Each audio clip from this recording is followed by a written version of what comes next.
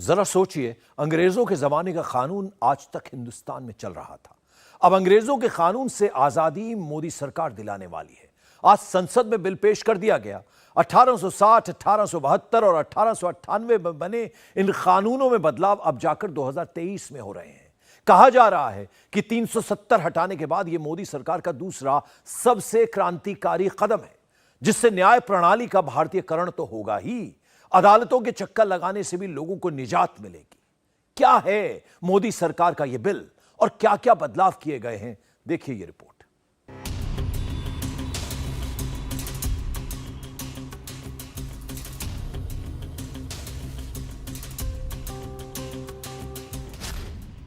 भारतीय कानूनी ढांचे में बड़ा बदलाव। संसद में बिल लेकर आई मोदी सरकार। अंग्रेजों के जमाने के कानून बदलेंगे।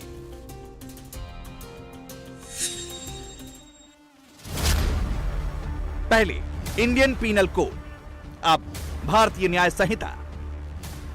पहले क्रिमिनल प्रोसीजर कोड, अब भारतीय नागरिक सुरक्षा संहिता। पहले इंडियन एविडेंस एक्ट, अब भारतीय साक्ष्य अधिनियम। मोदी सरकार ने देश के कानूनी ढांचे में बड़ा बदलाव किया है। केंद्रीय गृह मंत्री अमित शाह ने भारतीय दंड विधान को लेकर लोकसभा में शुक्रवार को 3 नए बिल पेश किए। अमित शाह ने इन नए कानूनों के जरिए गुलामी की सभी निशानियों को समाप्त करने की दिशा में इसे एक बड़ा कदम बताया। इंडियन पीनल कोड जो 1860 में बनाया गया, दूसरा है क्रिमिनल प्रोसीजर कोड जो 1898 में बनाया गया, और तीसरा है इंडियन एविडेंस एक्ट जो 1872 में बनाया गया। 1860, 1898 और 1872 में अंग्रेजों द्वारा बनाए गए, अंग्रेजों की संसद के द्वारा पारित किए गए ये तीनों कानूनों को समाप्त कर आज हम तीनों नए कानून पुरस्कृत करने के लिए मैं आया हूं। माननीय अध्यक्ष जी, इंडियन पीनल कोड 1860 की जगह भारतीय न्याय संहिता 2023 अब एस्टैब्लिश होगी। क्रिमिनल प्रोसीजर कोड 1898 की जगह भारतीय नागरिक सुरक्षा संहिता प्रस्तावित होगी, और इंडियन एविडेंस एक्ट 1872 की जगह भारतीय साक्ष्य अधिनियम 2023 प्रस्तावित होगा। अब आपको बताते हैं कि आईपीसी, सीआरपीसी और एविडेंस एक्ट में मोदी सरकार ने क्या बदलाव किए हैं। सीआरपीसी में बदलाव कर जो भारतीय नागरिक संहिता 2023 बनेगी, उसमें अब 533 धाराएं बचेंगी। 160 धाराओं को बदल दिया गया है। बिल में 9 नई धाराएं जोड़ी गई हैं और 9 धाराओं को खत्म किया गया है। आईपीसी में पहले 511 धाराएं थीं। अब भारतीय न्याय संहिता 2023 में सिर्फ 356 धाराएं होंगी। 175 धाराओं में बदलाव हुआ है। 8 नई धाराएं जोड़ी गई हैं और 22 धाराओं को खत्म कर दिया गया है। पहले इंडियन एविडेंस एक्ट में 167 धाराएं थीं, लेकिन अब भारतीय साक्ष्य विधेयक 2023 में 170 धाराएं होंगी। इसके लिए 23 धाराओं में बदलाव किया गया, 1 नई धारा जोड़ी गई और 5 धाराएं निरस्त कर दी गई।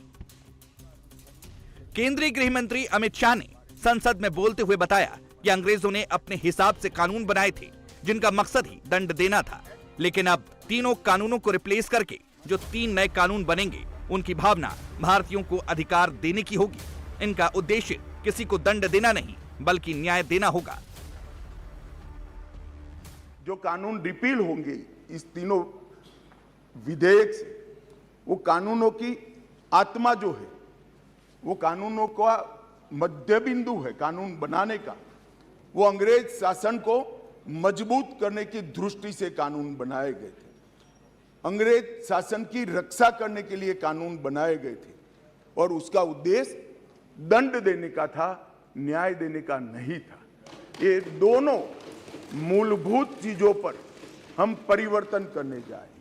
ये तीनों कानूनों को रिप्लेस कर इनकी जगह जो 3 नए कानून बनेंगे, उनकी आत्मा होगी भारत के नागरिकों को संविधान प्रदत्त सारे अधिकार जो मिले हैं इसकी सुरक्षा।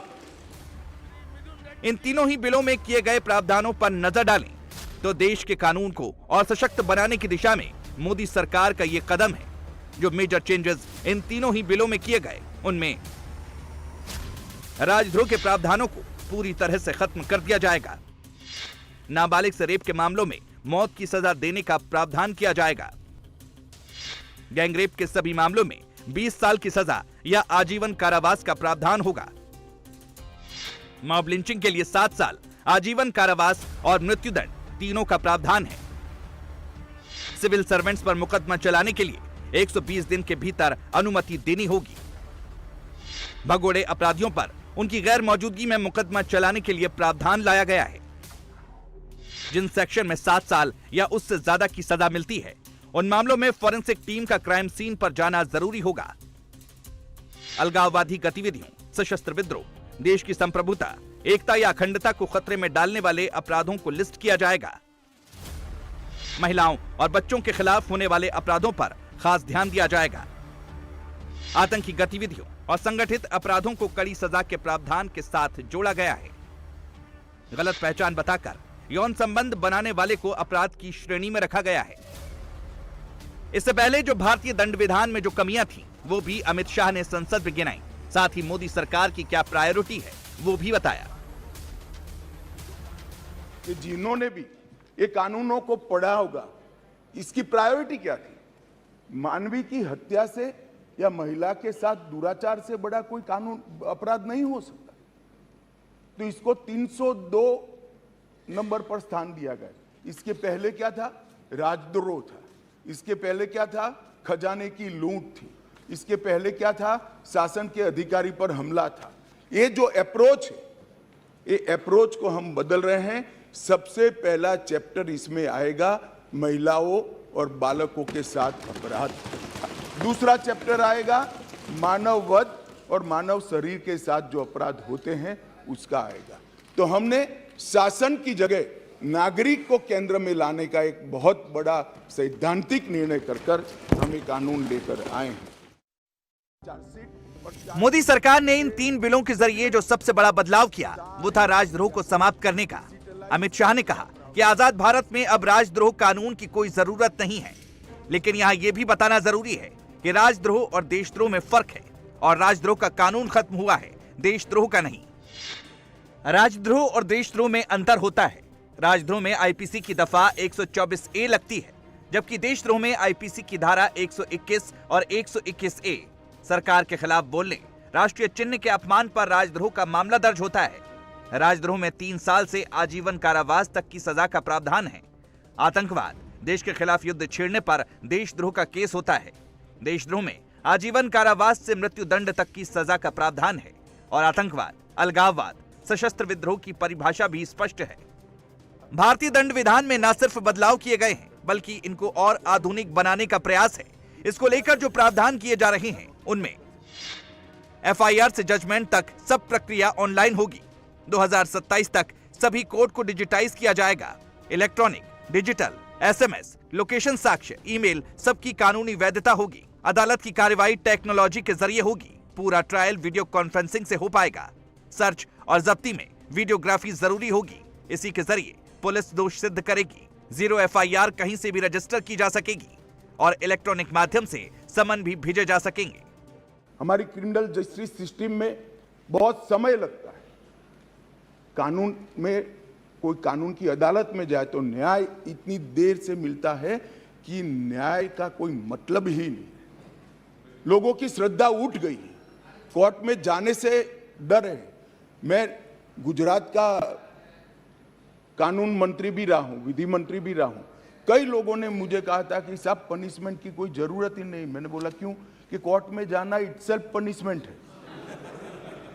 इस प्रकार की मानसिकता लोगों के दिमाग में करके हमने इसीलिए आधुनिक से आधुनिक तकनीक को इसके अंदर समाहित करने का निर्णय किया है। माननीय अध्यक्ष जी, दस्तावेजों की परिभाषा का विस्तार कर इलेक्ट्रॉनिक या digital record, email, server longs, computer, smartphone, laptop, SMS, website, locational साक्ष्य, डिवाइस पर उपलब्ध मेल और मैसेजेस, ये सभी को कानूनी वैधता इस देता है, जिससे अदालतों के अंदर जो कागजों के ढेर लगते हैं, अंबार लगते हैं, वो समाप्त हो जाएंगे। एफआईआर से केस डायरी और केस डायरी से चार्जशीट और चार्जशीट से जजमेंट तक की सारी प्रक्रिया को डिजिटलाइज करने का प्रावधान इस कानून के अंदर मैं लेकर आया हूं।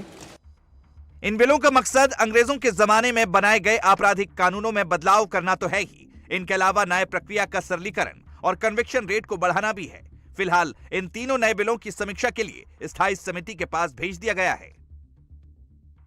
आईपीसी सीआरपीसी की जो मौजूदा व्यवस्था अंग्रेजों ने बनाई थी, उनका मकसद ये नहीं था कि यहाँ के लोगों को वो न्याय दें, बल्कि उनका मकसद था दंड दे के अपने राज को कायम करें। आज़ादी के 75 साल बीत जाने के बाद नरेंद्र मोदी की सरकार इसमें बदलाव करने जा रही है। अंग्रेजों की बनाई व्यवस्था के चलते लोगों को न्याय प्रक्रिया में काफ़ी लंबा इंतजार करना पड़ता था। जेल ओवर क्राउडेड रहते थे, न्याय की प्रक्रिया बेहद जटिल रहती थी और इसमें सबसे ज़्यादा प्रभावित होते हैं देश के गरीब और पिछड़े तबके के लोग। सितंबर 2019 में गृह मंत्री अमित शाह ने इस मसले को लेकर पहली बैठक की और उस समय से लेकर अब तक 600 बैठकें वो कर चुके हैं। देश के सभी राज्यों को मुख्यमंत्री को सुझाव के लिए लिखा गया, राज्यपालों को, उपराज्यपालों को, कोर्ट के जजों को, सांसदों और विधायकों को, सभी से सुझाव आमंत्रित किए गए। उसके बाद एक समिति ने उन सुझावों का अध्ययन करके एक प्रारूप तैयार किया, कैबिनेट ने मंजूरी दी और अब उसे संसदीय समिति के पास एक बार फिर से भेजा गया है ताकि ज़्यादा बेहतर तरीके से सुझाव आमंत्रित किए जा सकें। मकसद है न्याय की ऐसी व्यवस्था को कायम करना जिसमें त्वरित गति से न्याय मिल सके। इंडिया टीवी हर वक्त हर जगह डाउनलोड करने के लिए सर्च करें India TV news Google play store या ऐप स्टोर पर।